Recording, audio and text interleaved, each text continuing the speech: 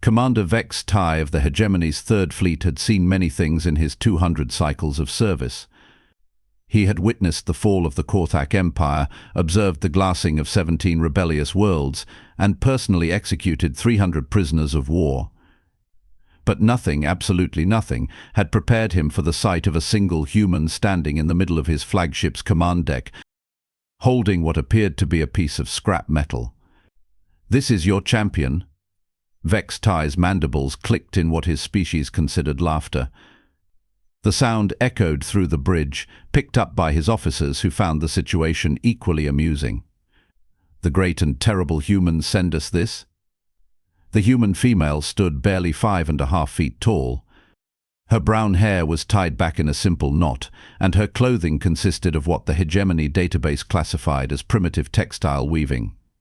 Most amusing of all was the weapon she carried. A sword, if you could call it that. The blade was pitted with rust, its edge chipped in dozens of places, and the handle was wrapped in what looked like animal hide. "I am Captain Maya Torres of Earth's Defense Corps," the human said, her voice steady despite being surrounded by 8-foot-tall reptilian warriors. "And I accept your challenge for single combat." Vex Tai's secondary hearts began beating faster. Not from fear, of course, from anticipation. The humans had somehow managed to hold off 3 separate Hegemony invasions, but their luck was about to run out. According to ancient Hegemony law, any species could challenge the fleet commander to personal combat. If they won, the fleet would withdraw. If they lost, well, their world would burn. "You realize," Vex Tai said, drawing his plasma sword, "that this rusty stick of yours will melt before it even touches my blade." Maya smiled. It was not a pleasant expression. "Oh, this old thing, you might be surprised." The bridge fell silent except for the hum of life support systems. Vex Tai's officers formed a circle around the combatants, their own weapons ready in case the human tried anything foolish. The commander activated his plasma sword, and the air filled with the characteristic whine of superheated particles. "Any last words, Primitive?" Vex Tai asked, raising his weapon. "Just one," Maya replied, lifting her rusty blade. "Duck." Vex Tai blinked. "What?" Maya's sword came down in a simple overhead strike. No fancy techniques, no elaborate footwork. Just a basic attack that any academy student could have blocked. Vex Tai raised his plasma sword to intercept it, confident that the inferior human metal would vaporize on contact. The rusty blade cut through his plasma sword like it was made of paper. The severed top half of the energy weapon spun through the air, embedding itself in the bulkhead behind Vex Tai.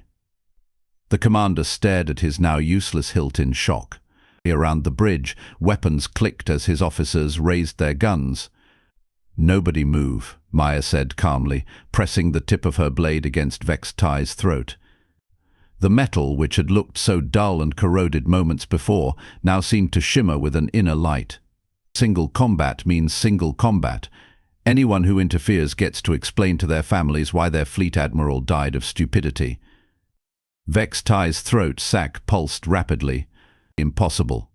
Our intelligence reports said humans only have primitive metallurgy. Iron, steel, basic alloys." "Oh, we do," Maya agreed, never taking her eyes off his. "But see, that's the funny thing about intelligence reports. They're only as good as the intelligence gathering them." "What is that blade made of?" Vex Tai demanded. Maya's smile widened. "Well, since you're about to die anyway, I suppose I can tell you. Remember the Hegemony dreadnought Eternal Victory that attacked Earth 3 years ago?" Vex Tai's pupils dilated. The Eternal Victory had been the pride of the Hegemony fleet. A ship so advanced that its hull was forged from quantum-aligned trilithium, a metal so hard that conventional weapons couldn't even scratch it. The ship had mysteriously vanished during the battle for Earth's moon. "You didn't," he whispered. "Oh, but we did." Maya's voice took on a conversational tone, as if she were discussing the weather. "Took us 2 years to figure out how to work your fancy alien metal. Turns out the secret isn't in the forging. It's in the cooling process. Your people use electromagnetic containment fields, very sophisticated. We used something much simpler. What? We threw it in Lake Superior during winter. The absurdity of it made Vex Ty's head spin. The most advanced metallurgical process in the galaxy, and humans had improved it by freezing it in a lake. The trilithium formed quantum matrices with the water molecules, Maya continued, clearly enjoying herself. Created a metal that's not just harder than your original stuff, but actually gets stronger when it comes into contact with energy weapons. Every time you fire at it, it absorbs the power and reinforces its molecular structure.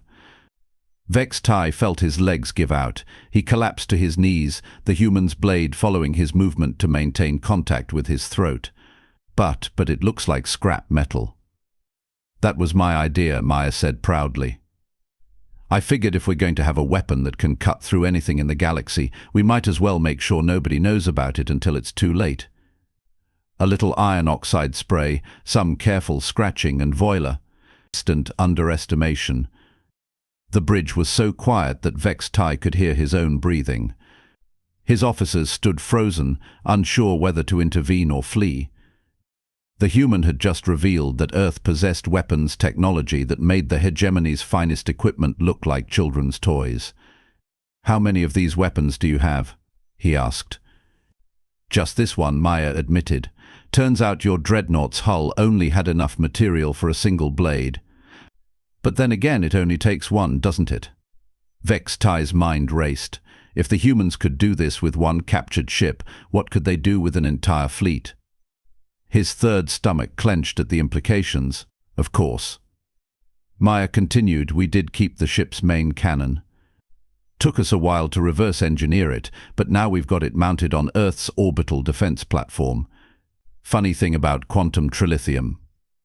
When you use it to focus an energy beam, the beam doesn't just destroy its target, it completely erases it from existence. Atoms, energy, everything. Gone." Vex Tai's secondary heart stopped beating entirely. "You're bluffing." "Am I?" Maya tilted her head. "Tell me, Commander, when was the last time you heard from the Fourth Fleet?" The blood drained from Vex Tai's face.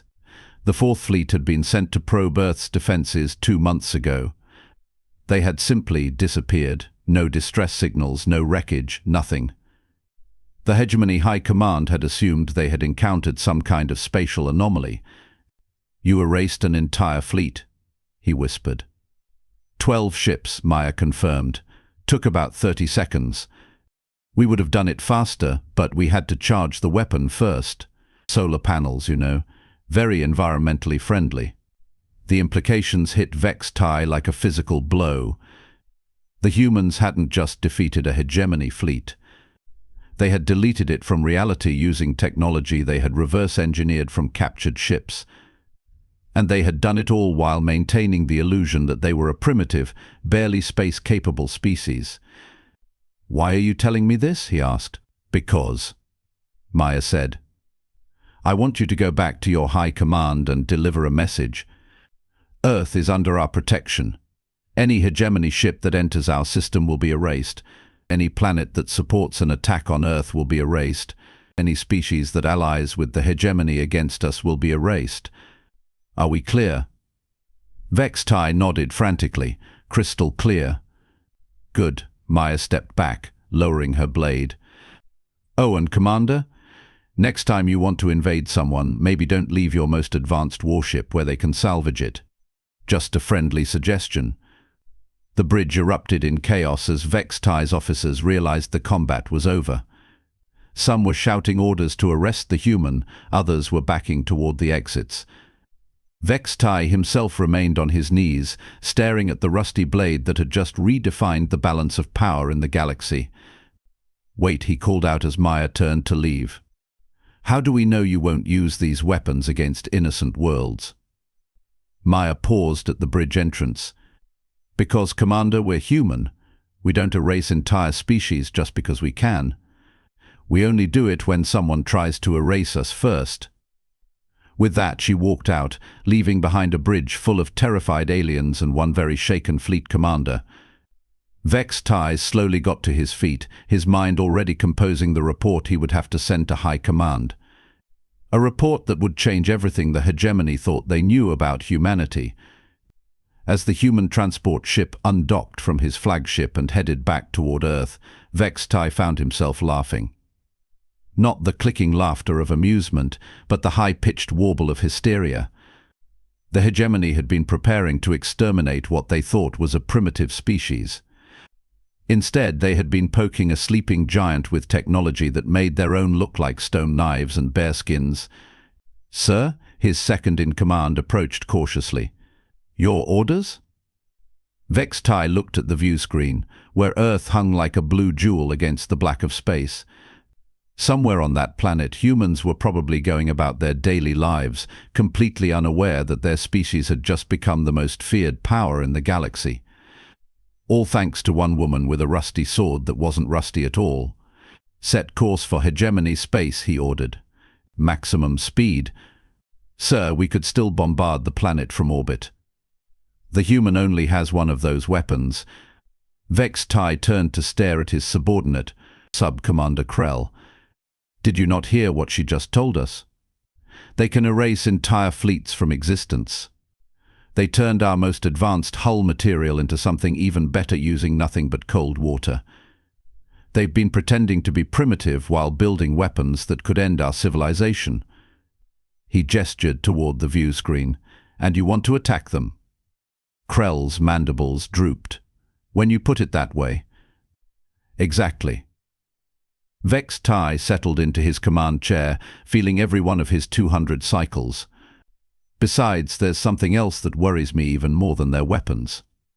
"What's that, sir?" Vex Tai was quiet for a long moment, watching Earth shrink in the distance. She said they only had enough material for one blade. But she never said how many dreadnoughts they've captured since then. The bridge fell silent as that implication sank in.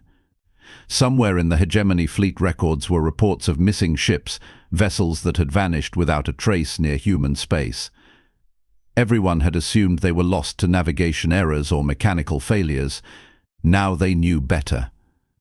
As the Third Fleet jumped to hyperspace, fleeing the Sol system as fast as their engines could carry them, none of them noticed the small human observation post hidden in the asteroid belt. Inside that post, Captain Maya Torres was sharing a drink with her engineering team, watching the alien fleet retreat on their sensors. "Think they bought it?" asked Dr. Sarah Kim, the project's chief metallurgist. Maya grinned, setting down her coffee mug. "Hook, line and sinker. They never suspected that this is just regular steel with a quantum coating. One good hit from a real plasma weapon and it would have melted like butter. And the orbital defense platform."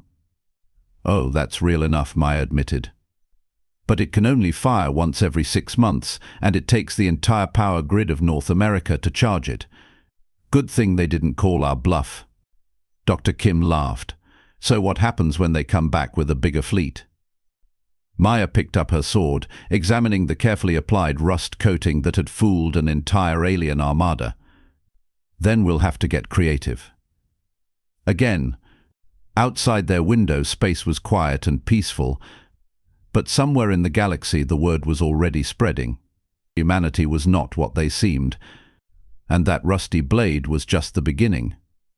3 months after Commander Vex Tai's humiliating retreat, the Hegemony High Council convened in emergency session.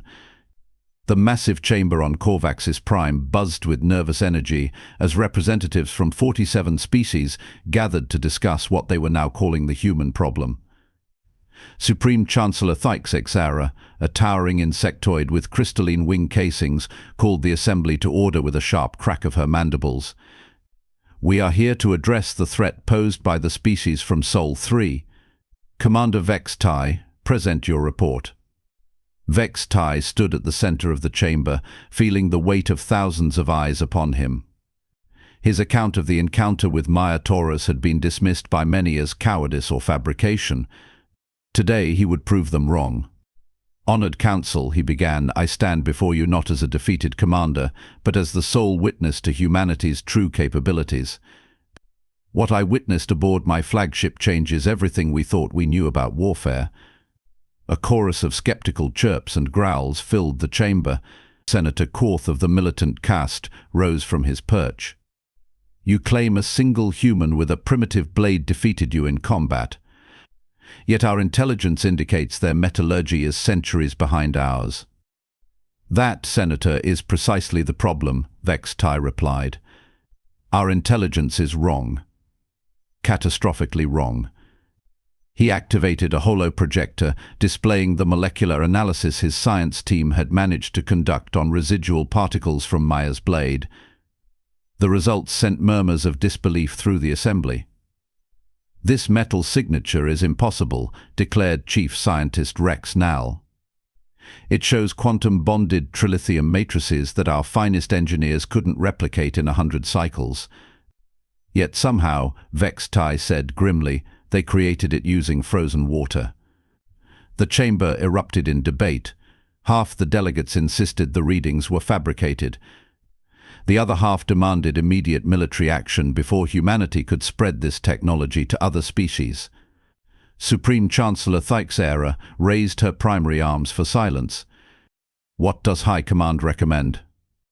General Korvesh, scarred veteran of a dozen campaigns, stepped forward. His cybernetic implants hummed as he processed tactical data. We deploy the 7th and 9th fleets, 200 ships, overwhelming firepower. Even if they have this super metal, they cannot have enough to equip an entire defense force. And if you're wrong?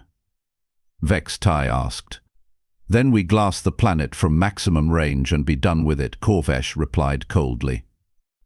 What none of them knew was that their entire conversation was being monitored by Lieutenant Commander Jake Morrison, hidden aboard a cloaked reconnaissance ship in the outer system.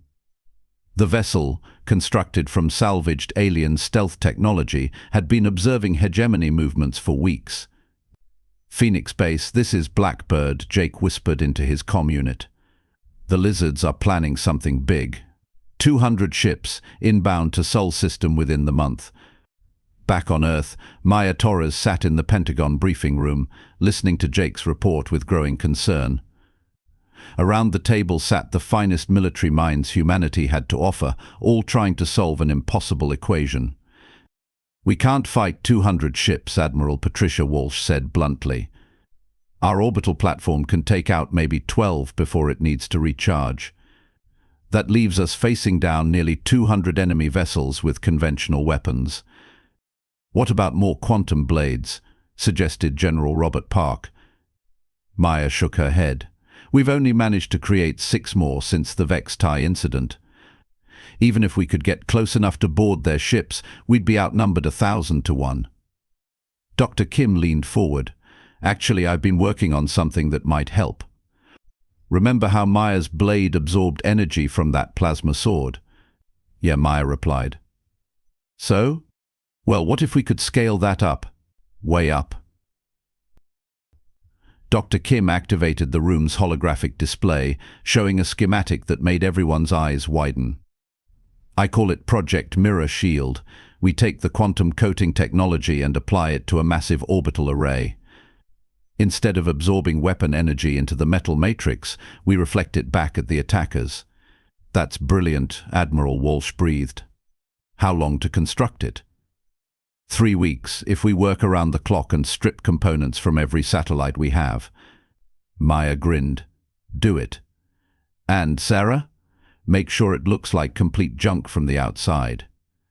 26 days later, General Korvesh stood on the bridge of his flagship, the Devastator, watching the primitive blue world grow larger on his screens. Behind him stretched the most powerful armada in hegemony history. Today would mark the end of human defiance. Sir, his sensor operator called out, I'm detecting some kind of orbital structure around the 3rd planet. It appears to be debris? Korvesh studied the readings. Floating in Earth's orbit was what looked like the wreckage of hundreds of satellites, space stations and other technological refuse. Clearly the humans had tried to build some kind of defense network and failed miserably. Pathetic, he muttered. Open a channel to all ships. Begin bombardment on my mark. What he didn't notice were the thousands of tiny quantum emitters hidden within that debris field, each one calibrated to redirect energy in precise vectors. The installation had taken humanity's entire space infrastructure to complete, but the result was worth it. All weapons, target the planetary surface, Corv-Esh commanded. Fire. 200 ships unleashed their fury simultaneously. Plasma beams, antimatter torpedoes, and quantum disruptors lanced toward Earth with enough power to crack continents. It was the most devastating barrage ever unleashed by the hegemony, and every single shot bounced back. The reflected weapons struck the alien fleet with their own power multiplied threefold. Ships that had seemed invincible moments before vanished in brilliant explosions. The Devastator's shields failed within seconds as its own main cannon blast returned to sender. Impossible. Corv-Esh screamed as his flagship buckled around him. How are they doing this? His answer came in the form of Maya Torres' voice, broadcast across all hegemony frequencies. Greetings, General Corv-Esh. I'm Captain Maya Torres, and welcome to Earth's new home security system. You might recognize the technology. We learned it from studying your weapons. Through the chaos of exploding ships and desperate retreat maneuvers, Corv-Esh could see the truth. The debris field was moving, reconfiguring itself into new patterns. What he had mistaken for wreckage was actually the most sophisticated defensive network ever constructed. Every shot you fire makes us stronger, Maya continued cheerfully. The quantum matrices in our orbital array don't just reflect your weapons. They learn from them, adapt to them, improve upon them. By now, our defenses are about 30% more effective than when you started shooting. Corv-Esh watched in horror as another squadron of his finest ships was destroyed by their own weaponry. All vessels, cease fire, retreat to minimum safe distance. Oh, I wouldn't do that if I were you, Maya said. Her voice carried the same casual tone she had used with Vex-Tai, but now it chilled Corv-Esh to his bones. See, we've made some improvements since our last encounter. Dr. Kim, would you like to explain? A new voice joined the broadcast. Certainly, Maya. General, what you're looking at isn't just a defense system. It's also the galaxy's largest energy collector. All that power you've been shooting at us, we've been storing it. The debris field suddenly blazed with light as thousands of emitters activated simultaneously. But instead of reflecting energy outward, they began focusing it into a single massive beam. We call this the goodbye gun, Maya announced. One shot, guaranteed to remove any fleet from existence. The more you shoot at us, the more powerful it becomes. Would you like a demonstration? Corv-Esh's throat went dry. What do you want? Simple. You're going to send a message to every species in the hegemony. Tell them that Earth is off limits. Tell them what happens to fleets that attack us. And tell them that if anyone, anywhere, threatens a human colony, they'll get a personal visit from Captain Maya Torres and her rusty blade. And if we refuse... The goodbye gun's charging cycle reached maximum intensity. The beam that emerged could have carved moons in half. Instead, it precisely vaporized a single asteroid in the belt beyond Mars, turning several million tons of rock into constituent atoms. That was set to minimum power, Maya said sweetly. Want to see what maximum looks like? Corv-Esh's remaining ships were already fleeing toward the edge of the system. The general himself stood alone on his damaged bridge, staring at a species that had just redefined the concept of asymmetric warfare. Message received, he whispered. Excellent. Oh, and General, next time you want to invade someone, maybe don't bring your entire fleet within range of their home-built superweapon. Just a friendly suggestion. As the battered remnants of the hegemony armada limped away from Sol System, Maya Torres stood in the rebuilt observation post, watching them go.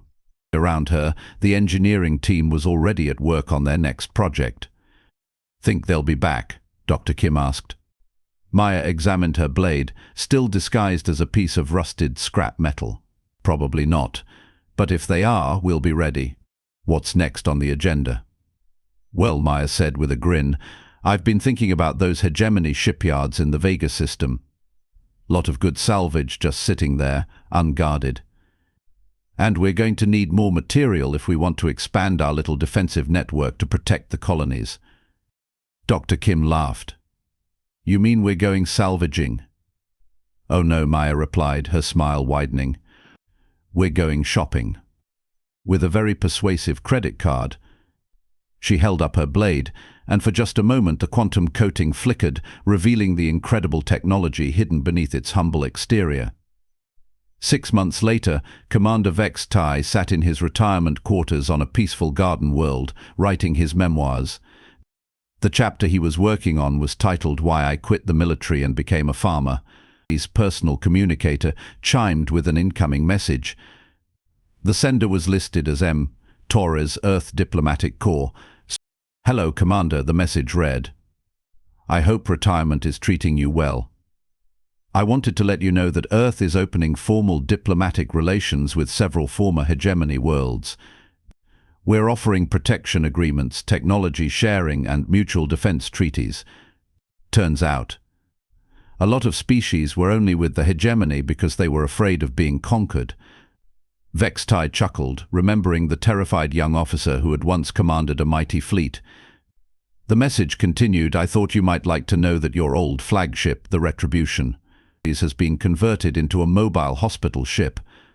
We're using hegemony medical technology to help species throughout the sector. Amazing what you can accomplish when you're not busy trying to kill each other. P.S. I still have the blade, still looks rusty, still cuts through everything in the galaxy. Some things never change. Vex Tai set down his communicator and looked out at his garden, where Earth-imported tomatoes grew alongside native Corvaxian spiral fruit. In the distance, his human neighbor was teaching his children how to play something called baseball. The galaxy had changed. The hegemony was dissolving as member species defected to join the growing Human Protection Alliance. Wars were ending. Trade was flourishing. And all because one woman with a rusty sword had shown them that the greatest weapon wasn't superior technology or overwhelming force. It was being underestimated by your enemies. Vex Tai picked up his pen and continued writing. He had a lot of stories to tell, and for the first time in his life, all of them had happy endings. Back on Earth, Maya Torres stood before the United Nations General Assembly, her famous blade displayed in a place of honor behind the podium. She was no longer a ship captain. Her new title was Director of Interstellar Relations, and her job was to make sure humanity never again faced extinction alone. Ladies and gentlemen, she began, I'm pleased to announce that 17 new species have joined our alliance this month. The galaxy is becoming a safer, more peaceful place. She paused, looking out at the representatives of dozens of worlds. But we must never forget that peace is not the absence of conflict. It's the presence of justice, and sometimes justice comes in the most unexpected packages. Maya touched the hilt of her blade, feeling the incredible power hidden beneath its unremarkable surface. They laughed at my rusty sword. Now it's become a symbol of hope for species across the galaxy. Not because of what it can destroy, but because of what it protects. The assembly erupted in applause as delegates from across known space rose to their feet. In the back of the room, Ambassador Vex Tai of the reformed Corvaxian Republic smiled and joined the ovation. The rusty blade had indeed cut through more than alien weapons and armor. It had cut through the lies, the fear, and the hatred that had kept the galaxy at war for millennia. And in doing so, it had forged something far more powerful than any weapon, a future worth fighting for.